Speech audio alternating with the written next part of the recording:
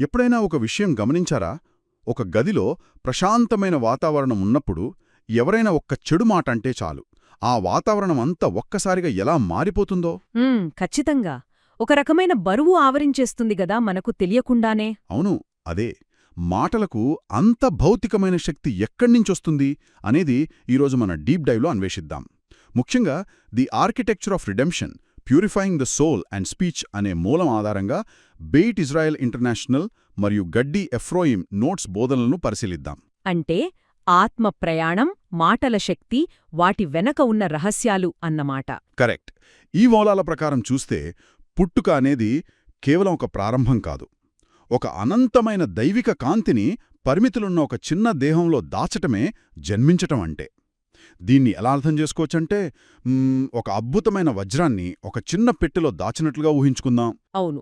లేదా ఒక భాగి పవర్ ఎనర్జీని తీసుకొచ్చి ఒక చిన్న మొబైల్ బ్యాటరీలో పెట్టినట్లుగా అనుకోవచ్చు. ఆ దాగిన కాంతి భౌతిక ప్రపంచంలోకి ఎలా వ్యక్తమవుతుంది అనేది ఇక్కడ అత్యంత ఆకర్షణీయమైన విషయం.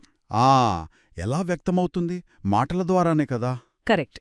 బెయిట్ ఇజ్రాయెల్ ఇంటర్నేషనల్ ప్రకారం మనం మాట్లాడే మాటలు కేవలం కమ్యూనికేషన్ కోసం, అంటే మాట్లాడుకోవడానికి మాత్రమే కాదు, అవే సృష్టికి మూలం, వాస్తవాన్ని నిర్మించే సాధనాలు. ఒక్క నిమిషం, మరి దీనికంతటికి అర్థమేమిటి? ప్రాక్టికల్గా చూస్తే మనం చెడుగా మాట్లాడితే, అంటే లషోన్హార అంటారు కదా, దాన్ని అలా చేస్తే ఆ దైవిక కాంతి ప్రవాహాన్ని అడ్డుకొని వాస్తవాన్ని వికృతం చేసినట్లేనా? ఇది ఒక ముఖ్యమైన ప్రశ్నను లేవనెత్తుతుంది. ఖచ్చితంగా అంతే. చెడు మాటల వల్ల ఒక ఆధ్యాత్మిక అసమతుల్యత ఏర్పడుతుంది. అది చర్మంపై జరాథ్ అనే రుగ్మత రూపంలో కనిపిస్తుందని చెబుతారు. ఆగండి, చర్మం మీదెందుకు కనిపిస్తుంది? ఎందుకంటే చర్మం అనేది మన లోపలి ఆధ్యాత్మిక ప్రపంచానికి మరియు బయటి భౌతిక ప్రపంచానికి మధ్య ఉన్న ఒక సరిహద్దు కాబట్టి. ఓహో, అంటే తప్పు మాట్లాడితే అది భౌతికంగా చర్మవ్యాధిలా మారుతుందా? ఇది వినడానికి దేవుడిస్తున్న ఏదో కఠినమైన శిక్షలాగా, లేదా? నాకైతే కొంచెం నమ్మశక్యంగా అనిపించటం లేదు. పైకి అలాగే అనిపిస్తుంది, కాని గడ్డి ఎఫ్రాయిం నోట్స్ దీని ద్వారా ఒక స్పష్టత ఇస్తోంది. ఇది ఏమాత్రం శిక్ష కాదు, లోపాలను సరిదిద్దుకోవడానికి దైవమిస్తున్న అవకాశం.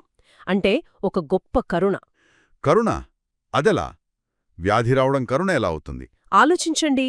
కారు ఇంజిన్ పూర్తిగా పాడైపోకముందే దాన్ని కాపాడటానికి డాష్బోర్డ్ మీదే ఒక చిన్న చెక్ ఇంజిన్ రెడ్ లైట్ వెలుగుతుంది చూశారా? ఇది కూడా అంతే, మనల్ని మనం కాపాడుకోవడానికి ఒక హెచ్చరిక. వావ్, ఆ చెక్ ఇంజిన్ లైట్ ఉదాహరణ భలే ఉంది. ఇక్కడే అసలు విషయం మరింత ఆసక్తికరంగా మారుతోంది కదా. మరి ఈ సమస్యను ఎలా సరిచేసుకోవాలి? ఆ శుద్ధి ప్రక్రియ ఏంటి?